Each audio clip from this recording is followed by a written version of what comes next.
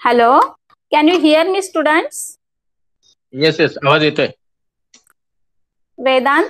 Yes yes, okay okay okay okay okay. Thank you thank you.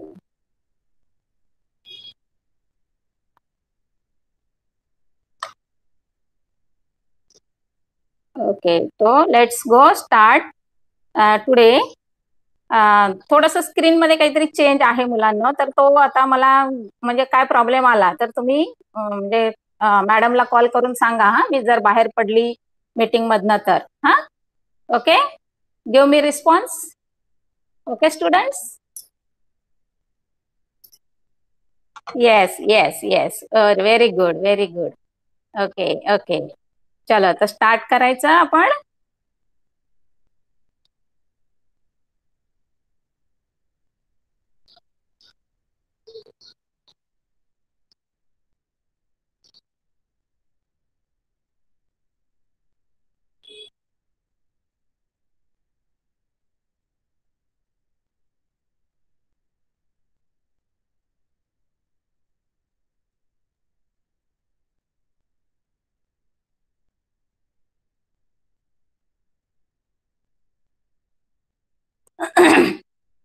हा,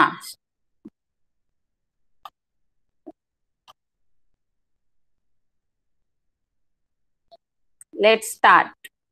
okay, yes.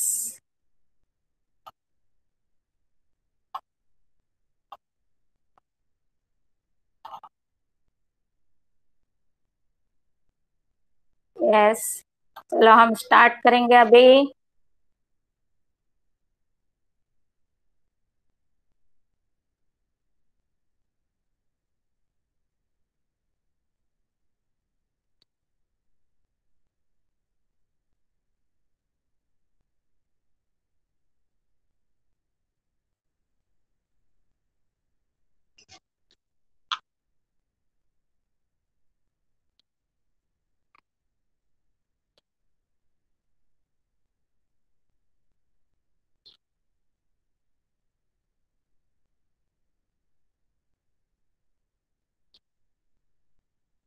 Composition of matter.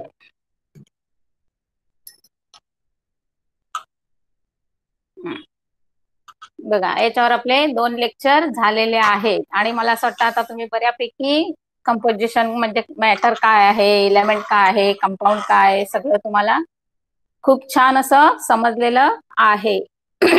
चला तर थोडस आपण आपल्या डायरेक्टली टॉपिक कडे वळूया. ओके.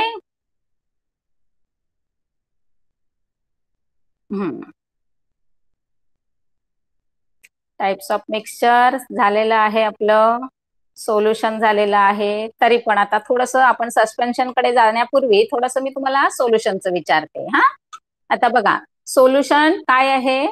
सोल्युशन म्हणजे homogeneous mixture of 2 or more substances. हा, आणि त्याच्यात सोल्युशन म्हणजे काय सांगितलं होतं मी? In short, solution is equal to solvent plus solute. Very good.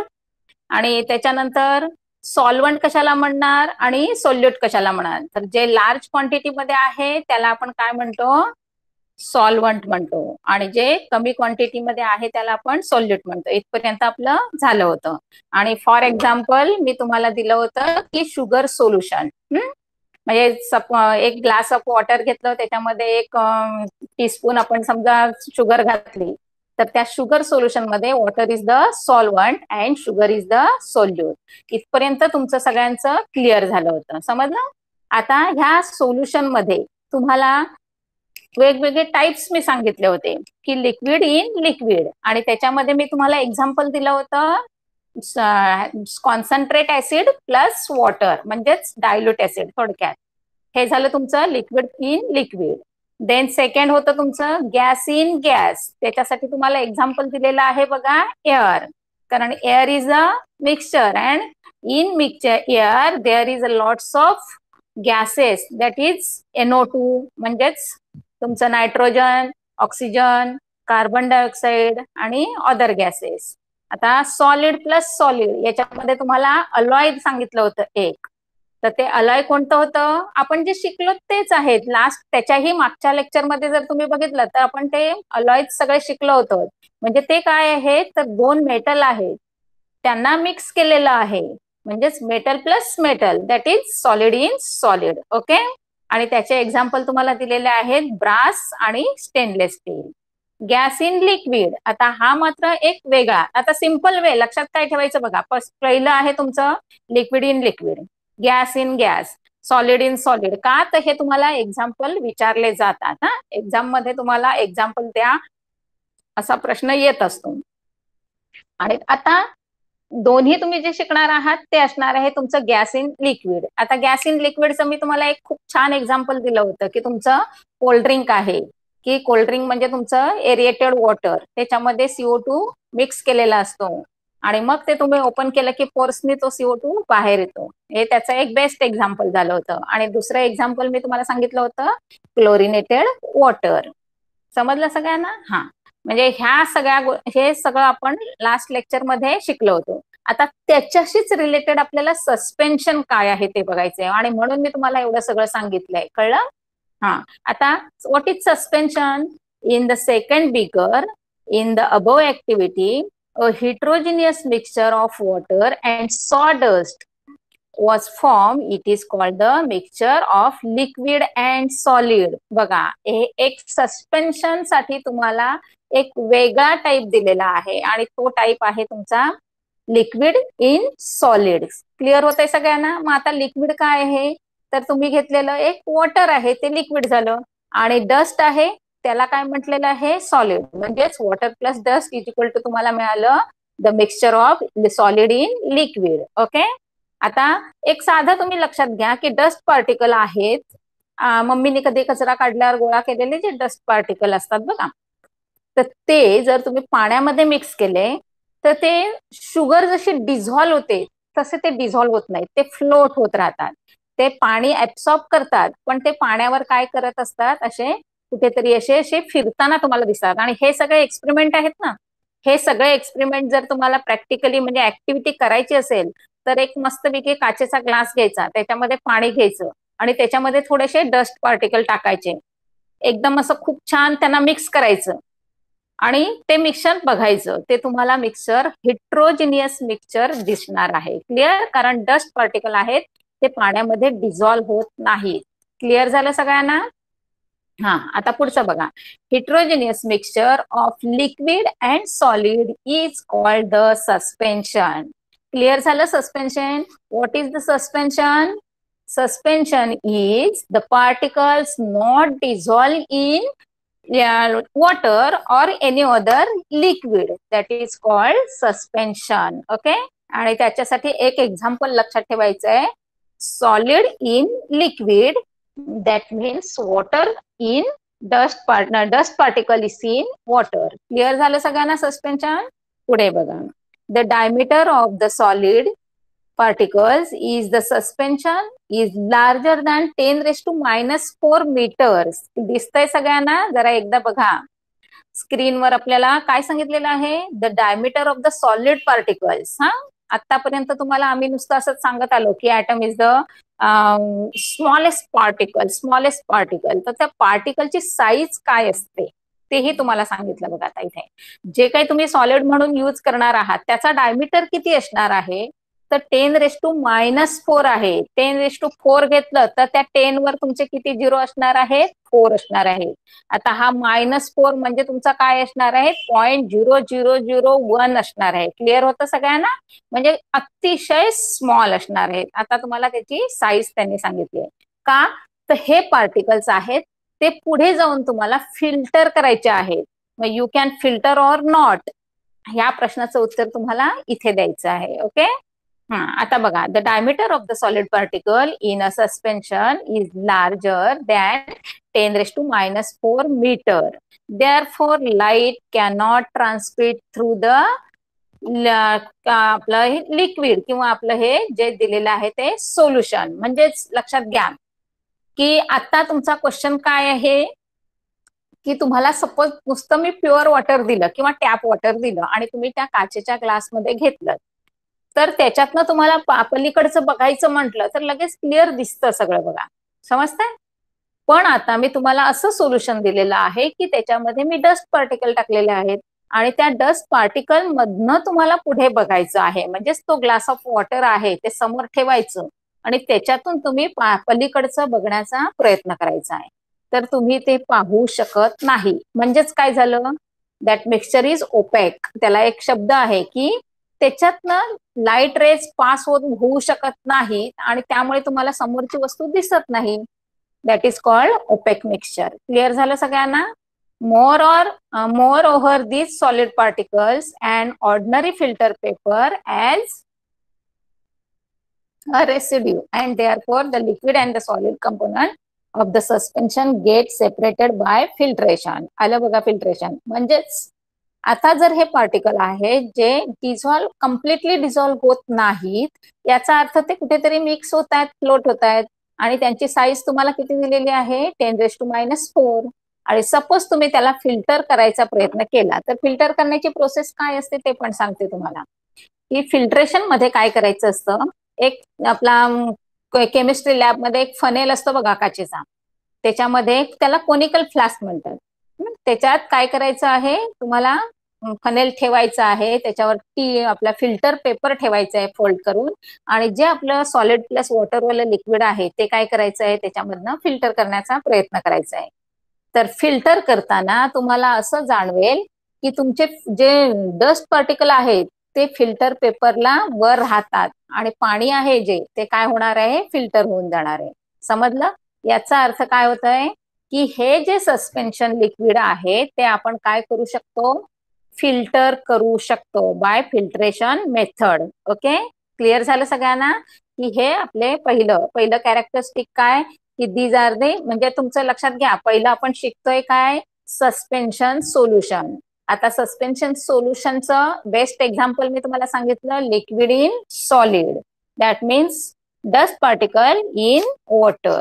आता त्याचे कॅरेक्टरिस्टिक काय? तर it is heterogeneous solution, it is not transparent solution and it is filtered bye filtration method. Clear होते सगळ्यांना? म्हणजे या टाईपचे तुम्हाला कॅरेक्टरिस्टिक्स लिहावे लागतात, याच्यावर तुम्हाला क्वेश्चन येत असतो. ओके, पुढे बघा.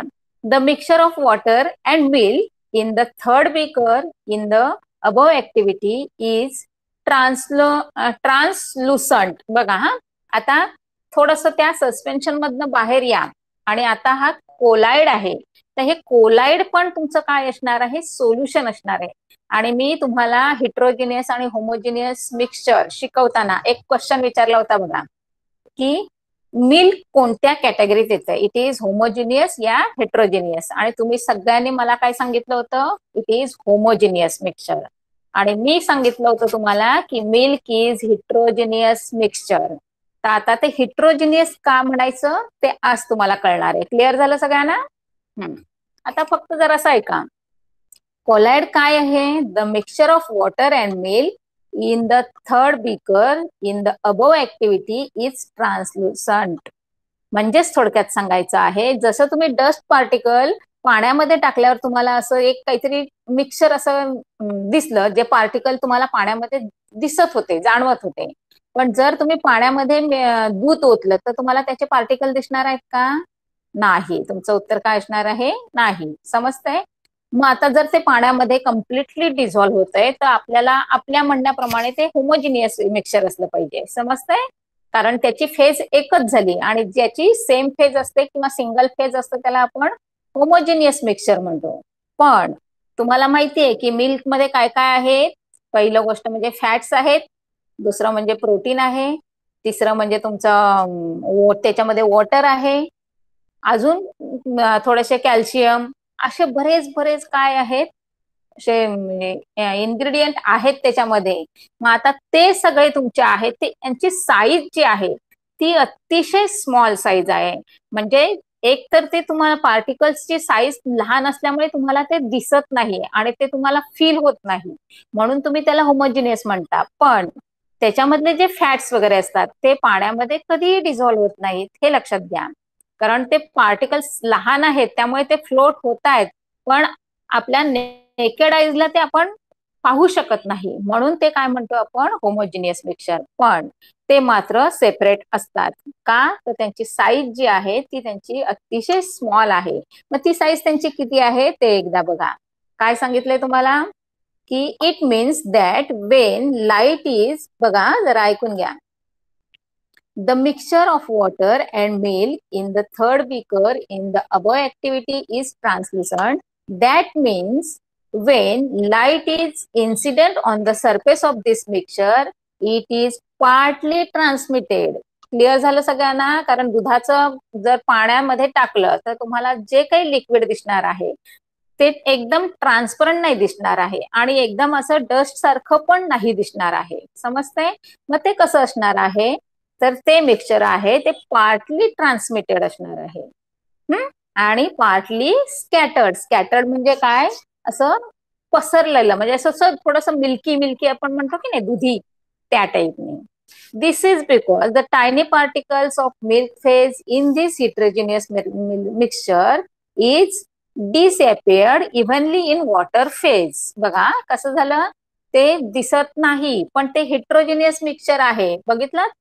as this appears evenly in water phase and the diameter of these particles is around 10 raised to minus 5 m, म्हणजेच लेस दॅन. बघितलं? आता एक लक्षात घ्या, 10 raised to minus 4 is bigger than 10 raised to minus 5. समजते तुम्हाला? का? तर ते मायनस साइन आहे आणि मायनस साइन म्हणजे तुमचा नंबर जेवढा जेवढा इन्क्रीज होत जातो तेवढा तेवढा ते काय असणार आहे? स्मॉल असणार आहे. क्लिअर होते सगळ्यांना? आपल्याला नंबर लाईन असते माहिती आहे सगळ्यांना.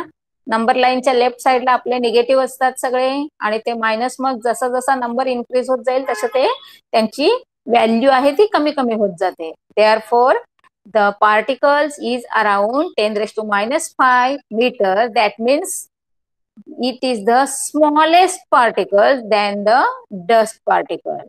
Such a heterogeneous mixture is called as colloid mixture. Clear झालं सगळ्यांना? What is colloid mixture? The colloid mixtures is the heterogeneous mixture is disappeared evenly in water phase. Its diameter is 10 raised to minus 5 meter and it is also काय म्हणणार त्याला आपण, scattered. However, as the pores of an ordinary filter paper are larger than colloid. बघा आता मी तुम्हाला त्या filter म्हणजे dust पार्टिकलला filter केल्यानंतर डस्ट पार्टिकल आपले फिल्टर पेपरवर राहिले होते आणि पाणी आपलं त्या फिल्टर झालं होतं. पण आता जर आपण ते वॉटर प्लस मिल्क असं घेतलं आणि जर आपण तो फिल्ट्रेशन मेथड यूज केली तर काय होणार आहे? The heterogeneous mixture cannot be separated by filtration. समजलं सगळ्यांना? म्हणजेच तुम्हाला लक्षात ठेवायचं आहे की सस्पेन्शन लिक्विड आणि तुमचं हे कोलाइड लिक्विड कम्प्लीट एकमेकांपासून वेगळ्या कॅरेक्टर दाखवतायत. कळतंय? एकाचं पार्टिकल साईज आहे ती 10 raised to minus 4 आहे, एकाची पार्टिकल साईज आहे ती 10 raised to minus 5 आहे. त्याच्यानंतर एकात मधनं काय आहे ते फिल्ट्रेशन मेथड त्याला फॉलो होऊ शकते किंवा it is separated by filtration method. आणि कोलाइड जे आहे ते it can't separate by filtration method. Apart from these, there are some more types of the colloids such as solid in gas. आता बघा, solid in gas for example काय दिलेलं आहे? Smoke. आता स्मोक म्हणजे काय तुम्हाला सगळ्यांना माहिती आहे. काय असतो स्मोक? म्हणजे धूर. हा, आता धुरामध्ये काय असतं? तर सगळ्यात महत्वाचं म्हणजे कार्बनचे पार्टिकल्स असतात आणि दुसरं काय असणार आहे तर ऑफकोर्स तुमची हवा, कारण ते सगळं हवेमध्ये मिक्स झालेलं असतं. कळते?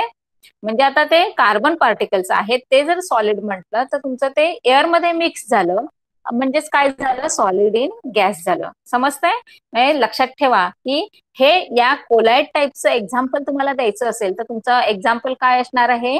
पहिलं म्हणजे मिल्क, दुसरं म्हणजे स्मोक आणि तिसरं एक त्यांनी दिलेलं आहे liquid in gas.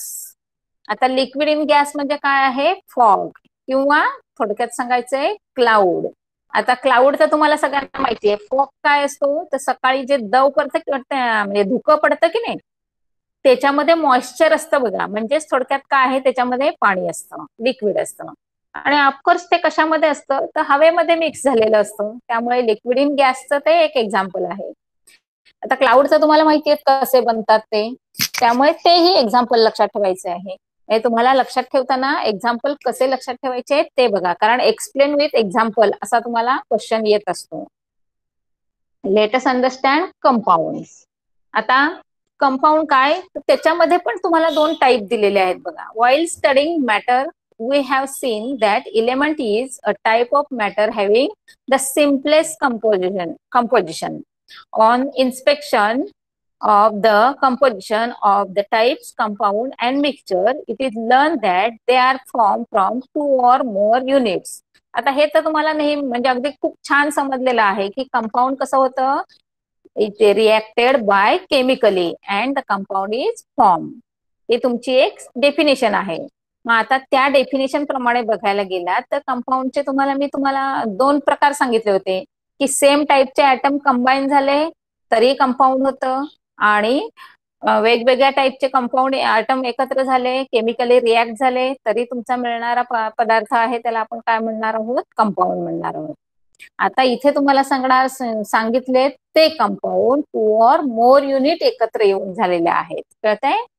whether these units are in joint state with each other or separate decides whether the matter is compound or mixture. बघा, आता आपण जो टाइप ऍक्च्युअली शिकणार आहोत तो कंपाऊंड आहे की मिक्सचर आहे हे तुम्हाला एक स्पेशल कॅरेक्टरने सांगायचं आहे.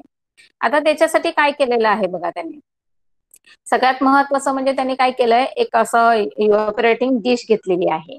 अगदीच म्हणजे वाचून सांगायची पण काही गरज नाहीये.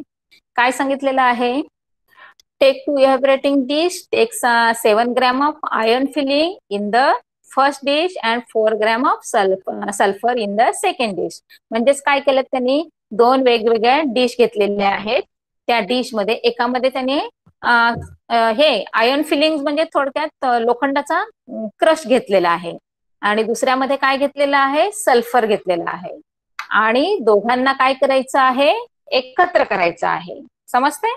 आता त्यांनी मिक्स केल्यानंतर ते झालं, एक मिक्सचर झालं. समजते सगळ्यांना? आता जेव्हा त्याच्यावर फिजिकली मिक्स करतो आपण तेव्हा ते मिक्सचर असतं, पण जेव्हा त्याला आपण हीट देतो, सेकंड बघा काय पुढे सांगितलंय, transfer the entire iron fillings from the first dish to the second dish, stir it with the glass rod and observe by taking the horseshoe magnet near the matter. अगदी simple आहे की iron feelings आहेत ते काय आहे, magnetic substance आहे. मग जेव्हा तुम्ही त्याच्या मॅग्नेट फिरवाल तेव्हा काय होणार आहे, ते फिजिकली आपण मिक्स केलेले आहेत, त्याच्यावर कोणत्याही प्रकारची रिॲक्शन केलेली नाही, त्यामुळे ते इझिली तुम्ही काय करणार आहात, सेपरेट करू शकणार आहात बाय युझिंग द मॅग्नेट. का तर मॅग्नेट आपला आयर्न फिलिंग्स हे मॅग्नेटिक सबस्टन्स आहे, त्यामुळे ऑफकोर्स जे हे आहे तुमचं आयर्न फिलिंग्स ते काय होणार आहे, मॅग्नेटकडे अट्रॅक्ट होणार आहे. आणि मग डिश मध्ये काय राहणार आहे, सल्फर राहणार आहे. क्लिअर झालं सगळ्यांना? म्हणजेच when they are physically mixed we can separate by with the help of magnet. Clear? आता सेकंड स्टेप बघा काय, also observe the colour of the matter. Now heat the matter in second dish or for a while and let it cool. आता ते mixture काय करायचं आहे, आपण परत मिक्स करायचं आहे. म्हणजेच सल्फर आणि आयर्न फिलिंग्स काय करायचे आहेत, डिश मध्ये आपण परत मिक्स करायचे आहेत. आणि मिक्स केल्यानंतर आता त्याला आपण हिटिंग करायचं आहे. आणि ते हिटिंग कुठपर्यंत करायचं आहे, तर कम्प्लीट तुमचं जे सल्फर आहे ते मेल्ट होईपर्यंत करायचं आहे. क्लिअर होतंय? हे अगदी खूप छान एक्सपेरिमेंट आहे हा. तर अगदी जस्ट लगेचच म्हणजे थोड्या हिटिंगने ते लगेच सल्फर काय होतंय, मेल्ट व्हायला लागतं. आणि जेव्हा त्याचं मेल्टिंग होत असतं तेव्हा त्याचा आयर्न फिलिंग बरोबर त्याची रिॲक्शन होते, आणि that is called chemical reaction. आणि मग ते केमिकली एकमेकांबरोबर काय होतात, बॉन्डिंग होतं त्यांचं, आणि तयार होणारा जो पदार्थ आहे तो काय होतो, एक कम्प्लीट वेगळा कलर दाखवतोय. समजते? हा, आता पुढचं बघा. ऑब्झर्व द कलर चेंज, त्याचा कलर काय होणार आहे, चेंज होणार आहे. म्हणजेच येलो कलर होता तो त्याचा काय होणार आहे, थोडासा रेडिश कलर मध्ये त्याला कन्व्हर्ट होणार आहे. का तर तो आयन जे फिलिंग्स असतात त्यांच्या बरोबर रिॲक्ट होत असताना त्यांच्यामध्ये म्हणजे काय म्हणायचं त्याला, आयन सल्फाइड तयार होतो आणि आयन सल्फाइडचा कलर हा थोडासा रेडिश असतो. If any in the matter observe whether there is any effect of the horseshoe magnet on it.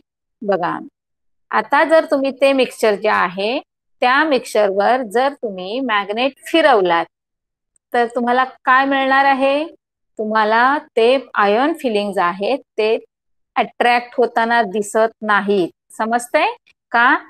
तर ते त्यांचं जी प्रॉपर्टी आहे ती काय झाली, त्यांची गेली त्यांची ती प्रॉपर्टी. आणि ऑफकोर्स तयार होणारा जो आयन सल्फाइड आहे त्याच्या स्वतःच्या वेगळ्या प्रॉपर्टी तयार झाल्या. आणि हे तुमचं आहे कंपाऊंडचं मेन कॅरेक्टरिस्टिक्स. कंपाऊंडचं कॅरेक्टरिस्टिक्स काय आहे की त्याचे जे मेन बेसिक कॉन्स्टिट्युएंट्स आहेत त्यांच्या प्रॉपर्टी ते फॉलो करत नाही. It has its own properties. Clear झालं सगळ्यांना? त्यामुळे तुम्हाला जेव्हा या फेरस सल्फेट मध्ये हॉर्सशू फिरवता तुम्ही तेव्हा तुम्हाला त्याचं अट्रॅक्शन वगैरे काही मिळत नाहीत किंवा आयन फिलिंग्स तिकडे अट्रॅक्ट होताना दिसत नाहीत. समजलं? आता तुम्हाला याच्यावरच मी जे काही सांगितलंय ते म्हणजे प्रॅक्टिकली आपण करताना तुम्हाला काय काय जाणवलं त्याच्यामध्ये तुम्हाला क्वेश्चन दिलेले आहे. पुढे बघा. In the above activity on testing the matter obtain by mixing iron filings. आता जे मी एक्सप्लेन केलं ना तेच आहे तुमचं सगळं.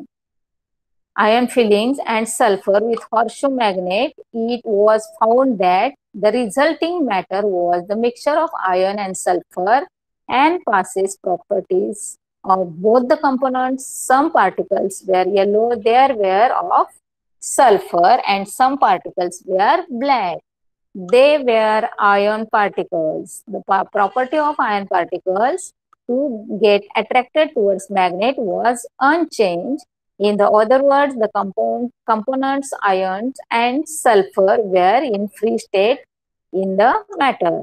On the contrary, when iron fillings and sulfur were heated, म्हणजेच तुम्हाला सुरुवातीला ते सेपरेट करणं पॉसिबल होतं पण आफ्टर हिटेड काय झालं, after heated together and cooled there was no effect of magnet and the characteristic yellow colour sulphur also disappeared. म्हणजे सल्फरचा कलर चेंज झाला.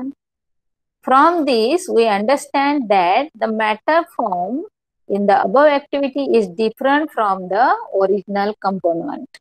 A chemical combination took place between iron and sulfur due to the heating in the above activity.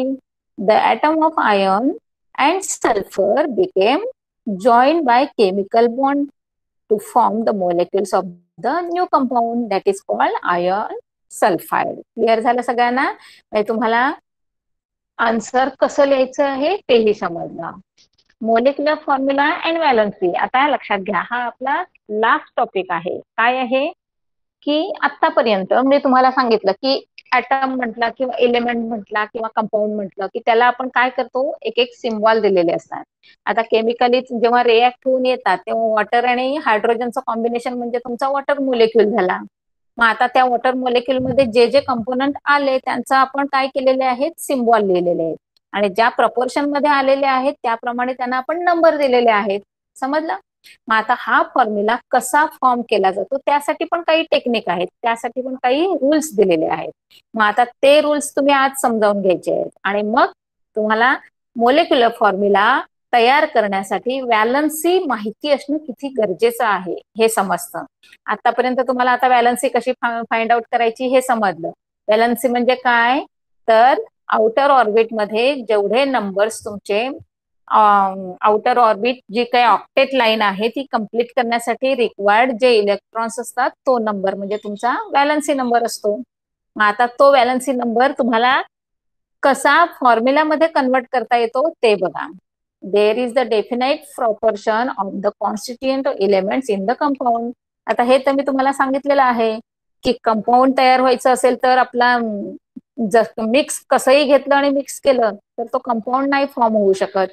Compound मध्ये तुमचं जे constituent आहेत त्यांचं proportion हा तुम्हाला नेहमी असं म्हणजे डेफिनेट प्रपोर्शन लागतं. समजलं? Certain number of the atom of the constituent element are joined to each other in the molecule of the compound. Molecular formula indicates the number of atoms. बघा, molecular formula काय सांगतोय?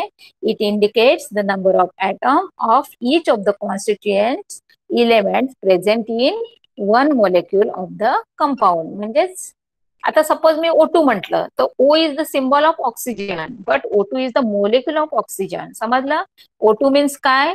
Two atoms combine together and form one oxygen molecule. Therefore, it is written as O2. Okay? The molecular formula includes the information regarding the symbol of all the constituents, elements and their respective numbers. आता ते कसं आहे ते आपण बघायचं आहे. हा, अगदी सिंपल वे तुम्हाला दिलेत बघा. खूप छान असं म्हणजे तुमच्या माहितीतली उदाहरणं दिलेली आहेत. पहिलं आहे compound, name of the compound. आता तुम्हाला इतकं लक्षात ठेवायचं आहे की वॉटर, हायड्रोजन क्लोराईड म्हणजेच HCl, मिथेन म्हणजे CH4 आणि मॅग्नेशियम क्लोराईड म्हणजे MgCl2. समजतंय? हे तुम्हाला सिम्बॉल त्यांचे माहिती असणं गरजेचं आहे. तर ते जे सिम्बॉल म्हणजेच तुमचं ते मोलेक्युलर फॉर्म्युले. क्लिअर झालं सगळ्यांना?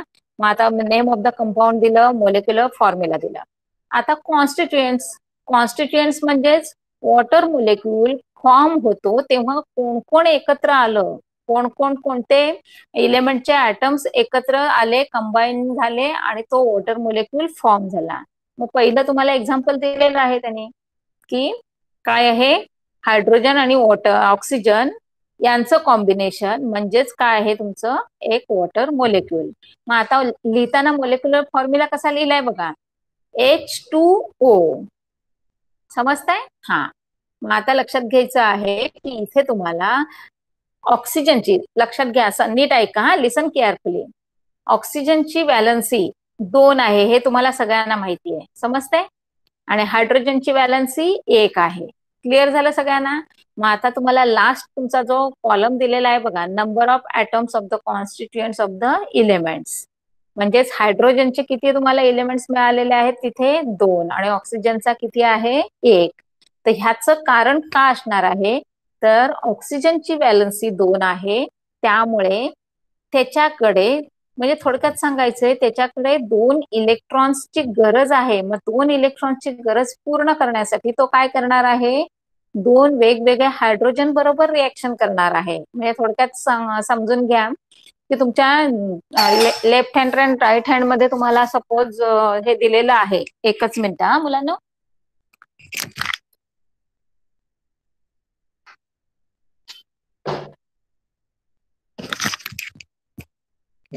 लेफ्ट हँड आणि राईट हँड मध्ये तुम्हाला 2 हायड्रोजन घेतलेले आहेत आणि ते केमिकली रिॲक्ट झालेले आहेत आणि हायड्रो वॉटर मोलेक्युल फॉर्म झालेला आहे. आता सेकंड थिंग काय आहे? HCl. आता हे तुम्हाला करायचं आहे. आता काय करायचं आहे? तर आज थोडस मी बॅक जात नाही कारण मला थोडासा डाऊट आहे की पुन्हा प्रेझेंटेशन मध्ये येऊन हे माझा डाऊट क्लिअर होईल की नाही. हा, तर मी आज सगळं तुम्हाला मी म्हणजे असा वन मॅन शो करते. तर पहिलं सगळ्यात महत्वाचं काय आहे? जसं वॉटर मोलेक्युलचं कॉम्बिनेशन आहे त्याप्रमाणे आपल्याला काय मिळणार आहे? ते हायड्रोजन क्लोराईड मिळणार आहे. आता हायड्रोजन क्लोराईडचं काय आहे बघा, पहिला म्हणजे कॉन्स्टिट्युएंट्स मध्ये हायड्रोजन आणि क्लोरीन असे 2 कॉन्स्टिट्युएंट आहेत. म्हणजे पहिल्या कॉलम मध्ये तुम्हाला मिळणार आहे H आणि Cl. आता ज्यांच्या शेजारी काही लिहिलेलं नसतो नंबर ना, त्याच्या शेजारी नेहमी 1 नंबर असतो. लक्षात घ्यायचं आहे. हा, आता ओच्या शेजारी काही लिहिलेलं नाहीये बघा वॉटर मोलेक्युल मध्ये. मग जेव्हा लिहिलेलं नाही तेव्हा तिथे नेहमी 1 नंबर असतो. हा, तसं Hच्या शेजारी आणि Clच्या शेजारी कुठलाच नंबर लिहिलेला नाहीये. म्हणजे तुमचं number of atoms of the constituent element काय असणार आहे? 1 and 1 असणार आहे. क्लिअर? थर्ड आपलं एक्झाम्पल काय आहे? मिथेन. आता मिथेन मध्ये त्यांनी काय सांगितलंय बघा, CH4. CH4. आता हा CH4 मध्ये तुम्हाला सहज लक्षात येते की कार्बन आणि हायड्रोजन असे 2 कॉन्स्टिट्युएंट आहेत आपले. म्हणजे तुमचा पहिला कॉलम येणार आहे कार्बन अँड हायड्रोजन. पण Cच्या शेजारी काही लिहिलं नाही म्हणजे काय असणार आहे? 1 आणि Hच्या शेजारी 4 लिहिलेत म्हणजे किती असणार आहेत त्याचे ऍटम्स 4. क्लिअर झालं सगळ्यांना? सेम लाईक मॅग्नेशियम क्लोराईड, मॅग्नेशियमचं Mg आणि कॉन्स्टिट्युएंट मध्ये Cl आहे. आता त्याच्यामध्ये तुम्हाला करायचं काय आहे, मॅग्नेशियमचे 1 लिहायचं आहे आणि क्लोरीनचे किती असणार आहेत 2. आता सिंपल लक्षात घ्या की जेव्हा मोलेक्युलर फॉर्म्युला तुम्ही बघता तुम्हाला सगळं दिलेलं असेल तर तुम्ही असे नंबर ऑफ ऍटम्स सहजपणे लिहू शकता. पण ते आले कसे हे जर फाइंड आउट करायचं असेल तर तुम्हाला क्रॉस मल्टिप्लिकेशन करावं लागतं आणि मग ते कोणाशी करायचं आहे ते बघा. We have seen the relationship between molecular formula and the number of atoms of the various elements in molecule. Clear झालं सगळ्यांना कसं रिलेशनशिप काय आहे? The ability of the joining to another atom with the chemical bond is the chemical property of each atom. This ability is indicated by the number and this number is called valency of that element. समजलं सगळ्यांना? मी आधीच तुम्हाला सांगितलं होतं की त्या यांची valency आपल्याला मिळत असते. An atom form as many chemical bonds with other atoms as its valency. Generally, valency of an element remains constant in its various compound. Of course, compound जेव्हा फॉर्म होतात तेव्हा ते केमिकली रिॲक्ट होताना atoms त्यांचा number valency number कधीही change करणार नाहीत. कारण का तो त्यांचा व्हॅलन्सी नंबर आहे आणि तो म्हणजे त्याचा it is showing the electrons present in the outer most orbit. त्यामुळे तो कुठल्याही 2 किंवा 3 ऍटम बरोबर जरी कंबाईन झाला तरी तो त्याची व्हॅलन्सी कधीही चेंज करत नाही. आता त्याच्यानंतर आपल्याला जायचं आहे molecular formula of various compounds formed by the hydrogen with other elements. बघा अगदीच तुम्हाला काय सांगितलंय की तुमचा 1 हँड मध्ये तुमचा हायड्रोजन फिक्स ठेवलेला आहे. कंपाऊंड तुम्हाला माहितीये कंपाऊंड म्हणजे काय की various atoms combine chemically and form the compound. मग त्यामध्ये जे कॉन्स्टिट्युएंट आहे त्याच्यामध्ये आपला hydrogen is the fix atom. समजलं सगळ्यांना? Hydrogen is the fix constituent आणि मग दुसरा कोणतरी आपण घेणार आहोत. मग ते कोण असणार आहे कसे म्हणजे फाइंड आउट करायचे ते बघा.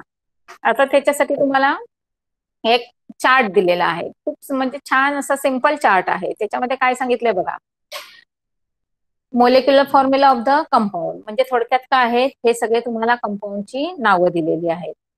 पहिलं HCl, H2O, H2S, NH3 म्हणजे थोडक्यात काय आहे hydrogen chloride, water molecule, hydrogen sulphide, ammonia, hydrogen bromide, hydrogen iodide, NaH आणि CH4.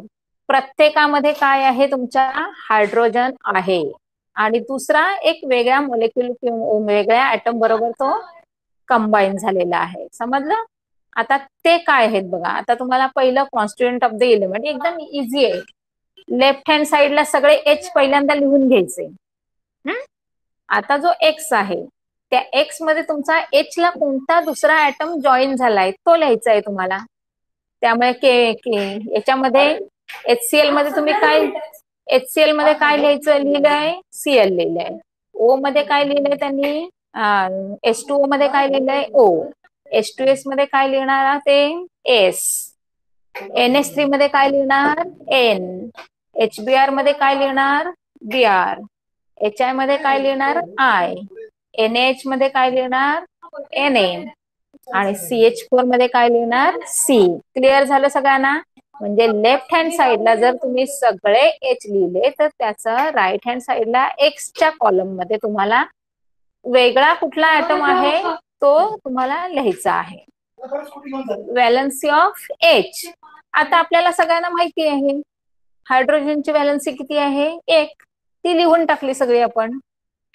आता इकडे तुम्हाला तयार करायची आहे number of bonds form by the X with H.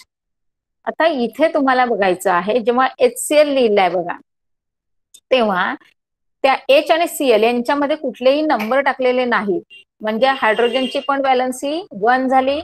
त्याच्याबरोबर क्लोरीन पण व्हॅलन्सी एकच आहे. त्यामुळे एक हायड्रोजन ऍटम आणि एक क्लोरीनचा ऍटम कंबाईन झाले आणि हायड्रोजन क्लोराईड कंपाऊंड फॉर्म झाला. समजलं सगळ्यांना? म्हणून आपण काय लिहिलेलं आहे, नंबर ऑफ बॉन्ड्स जे आहेत ते कसे लिहिले, हायड्रोजनची व्हॅलन्सी 1, क्लोरीनची व्हॅलन्सी 1, आणि ऑफकोर्स फाइंड आउट केलं आपण X, valency of the X म्हणजे that means valency of chlorine. हे झालं तुमचं फर्स्ट एक्झाम्पल.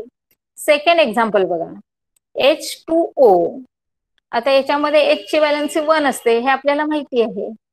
मग आता जो काही तुमचा 2 आहे तो काय सांगतोय तुम्हाला, की तुमचा जो कंपाऊंड म्हणजे कॉम्बिनेशन झालेला जो दुसरा ऍटम आहे, जो ऑक्सिजन आहे, त्याच्याबरोबर तुमचे 2 हायड्रोजनचे ऍटम लागले.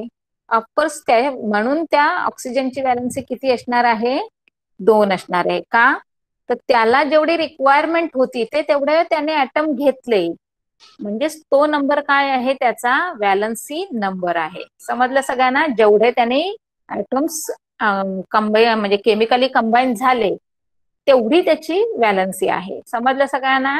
मग आता ते काय आहे, तर तो जो 2 नंबर दिलेला आहे म्हणजे एचच्या शेजारी जो 2 नंबर आहे तो काय आहे, तुमचा ऑक्सिजनची व्हॅलन्सी दाखवतोय. समजलं सगळ्यांना? म्हणून व्हॅलन्सी ऑफ एक्स च्या कॉलम मध्ये तुमचं ऑक्सिजनची व्हॅलन्सी किती आली, 2 आली. आता थर्ड एक्झाम्पल बघा, आपल्याला सगळं कंप्लीट करायचं आहे. तर आता थर्ड मध्ये काय आहे, H2S. म्हणजे पहिला लेफ्ट हँडला तुम्ही सगळे H लिहिले, इकडे सगळा तुमचा S लिहून झाला. व्हॅलन्सी H ची 1 लिहिलेली आहे, म्हणजेच सल्फाईडची व्हॅलन्सी किती असणार आहे तुमची, 2 असणार आहे. त्याच्यानंतर थर्ड एक्झाम्पल आहे NH3 म्हणजे अमोनिया.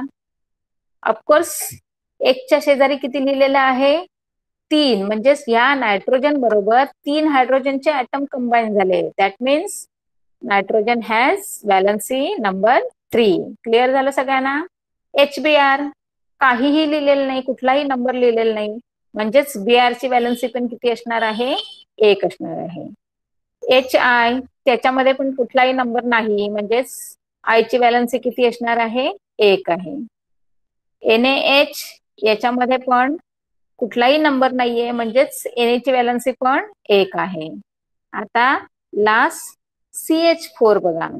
CH4 मध्ये काय सांगितलं त्यांनी, की Hच्या शेजारी तुमचा नंबर किती आलेला आहे, 4. म्हणजेच, आणि तुम्हाला हे माहिती पण आहे की कार्बनची व्हॅलन्सी किती असते, 4. म्हणजेच माहिती असलं तर वेल अँड गुड, पण नसेल माहिती तर तुमचा मोलेक्युलर जो फॉर्म्युला आहे त्याच्यावरून तुम्ही समोरचा जो तुमचा कंबाईन झालेला ऍटम आहे त्याची व्हॅलन्सी फाइंड आउट करू शकता. क्लिअर झालं सगळ्यांना? हा, आता फक्त काय करायचं आहे, जे काही मी तुम्हाला आतापर्यंत म्हणजे सांगितलंय ते तुमचं थोडंसं वाचून तुम्हाला सांगते. Valency of the constituent elements can be deduced from the known molecular formula of the compound. The basic for this is the univalency of the hydrogen. On the other hand, molecular formula of the compound can be written from the known valencies of the constituent elements by the method of cross multiplication. एक मगाशी मी शब्द वापरला होता बघा, cross multiplication. त्याचाच अर्थ की तुम्ही तुमच्या व्हॅलन्सी कशा फाइंड आउट करायच्या आहेत त्या तुम्हाला एक 4 स्टेप मध्ये दिलेल्या आहेत, आणि दॅट इज व्हेरी इम्पॉर्टंट. कारण हे आज जे शिकणार आहात ते पुढे तुम्हाला म्हणजे लाईफ लॉंग लागणार आहे. जोपर्यंत तुम्ही हे सायन्स शिकत राहणार आहे तोपर्यंत हे सगळं तुम्हाला लागणार आहे. आता काय आहे बघा, क्रॉस मल्टिप्लिकेशन कसं केलं जातं. तर फर्स्ट स्टेप काय सांगितलेली आहे तुम्हाला, right symbol of the constituent. For example काय दिलेलं आहे, CO घेतलेला आहे. Clear? C that means carbon and O is the oxygen. Right the valency below the respective element. आता तुम्हाला सगळं माहिती झालंय किंवा तुम्ही लर्न करायचंच आहे ते. कार्बनची व्हॅलन्सी किती आहे, 4, आणि ऑक्सिजनची व्हॅलन्सी किती आहे, 2. लिहिलं तुम्ही प्रत्येकाच्या खाली? हा, आता पुढे बघा.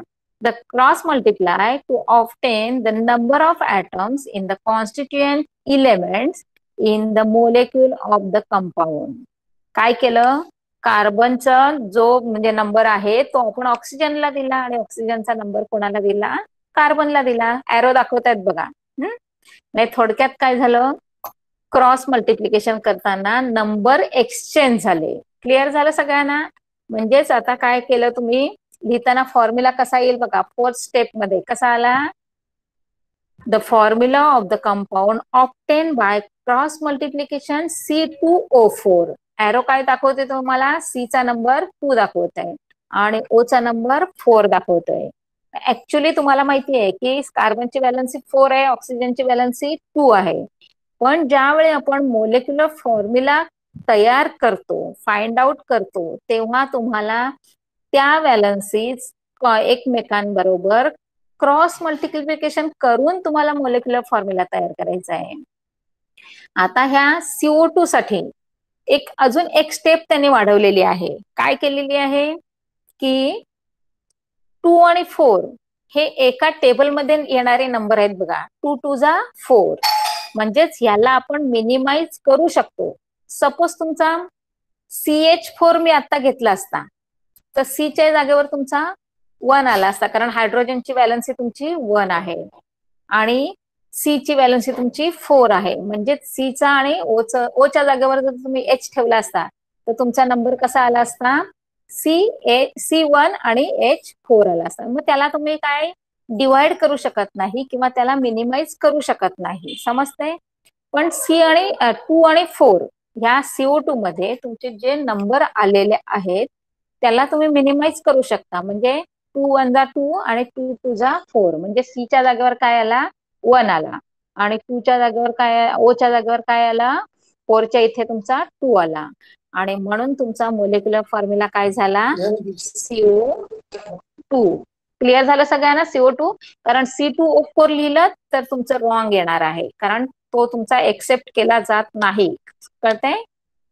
To write the final molecular formula of the compound, the number of the constituent atom in the final molecular formula should be the smallest possible whole numbers. Clear झालं सगळ्यांना?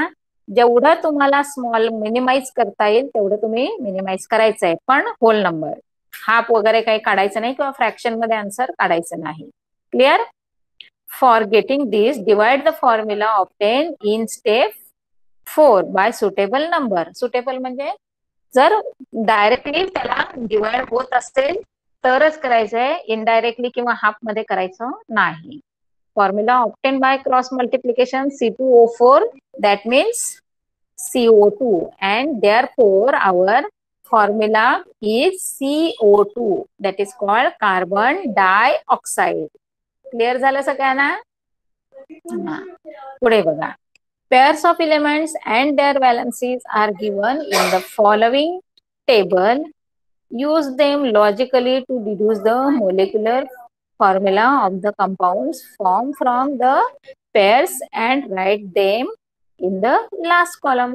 आता हे सगळं तुम्हाला होमवर्क म्हणून मी देणार आहे. हा बघा, मी एक्झाम्पल दिलं होतं CH4चं, तेच आहे. काय आहे? H च्या शेजारी 1 असल्यामुळे तुमचं फॉर्म्युला जो तयार होईल तो CH4 असणार आहे. C च्या शेजारी आपण 1 लिहित नाही क्रॉस मल्टिप्लिकेशन केल्यानंतर. आता NH3 होता, N च्या शेजारी आपण 1 लिहित नाही, त्यामुळे तयार होताना काय होणार आहे तुमचं? NH3. आता FeS आहे बघा, काय होणार आहे?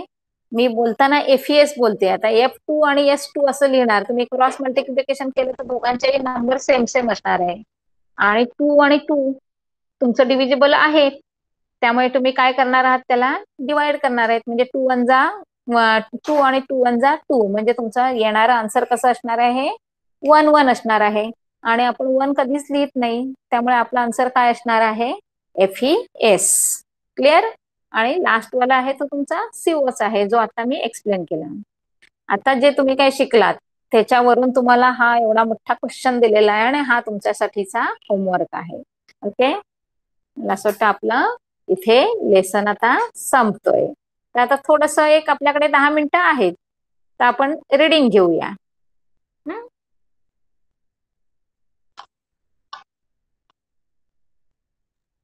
रीडिंग घेताना मी तुमचं टाईप ऑफ मिक्सचर पासूनच घेते. म्हणजे काय, तर त्या मिक्सचर मध्ये तुम्हाला होमोजिनियस आणि हेट्रोजिनियस असे सगळे समजतील.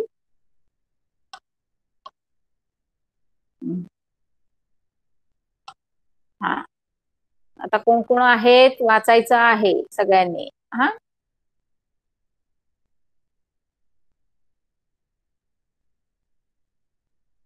Types of mixture. पहिलं हे वेदांत वाच. वेदांत आहे का? माईक अनम्यूट कर. Vedant, can you hear me? दुसरं कोण आहे? अमेय आहे. Amey, Amey Gupta, can you hear me Amey? Yes or no?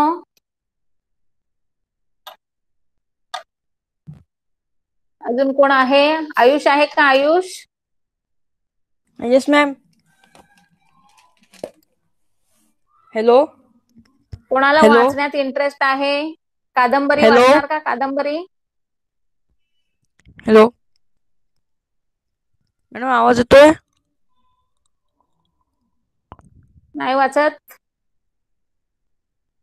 दुसरं कोण आहे आपल्या हॅलो क्लासमध्ये? Madam.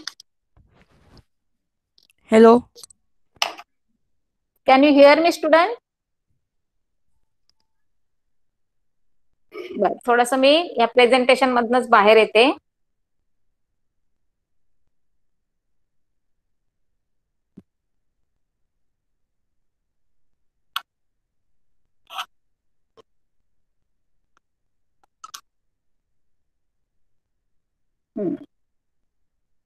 नंदिनीश्वर, okay. Vishal, unmute your mic. Yes, ma'am.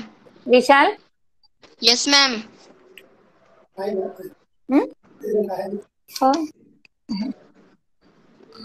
कादंबरी, can you hear me? Kadambari? Yes, ma'am.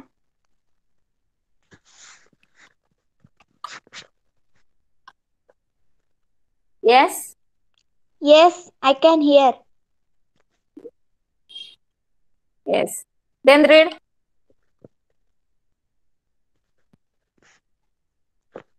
कादंबरी, read it.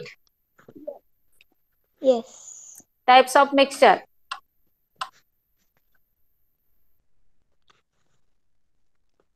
Take 3 beakers. Take a little sand and water in the first beaker. Take some crystals of blue vitriol and water in the second beaker. Take some blue vitriol and sand in the third beaker. Stir the materials in all the 3 beakers and observe. Record your कोणाला observation in वाचायचं the आहे? स्वतःहून कोण वाचणार आहे का? आज आपला इथे लेसन संपलेला आहे. तुम्ही होमवर्क म्हणून काय करायचं आहे? तुमचे क्वेश्चन आन्सर तर तयार ठेवायचेच आहेत. आणि दुसरं सगळ्यात महत्वाचं म्हणजे नेक्स्ट लेक्चर रीड करायचं आहे. ओके. काय डाऊट आहे कोणाला? आता आजचा आपला लेसन इथे संपला. How to form molecular formula.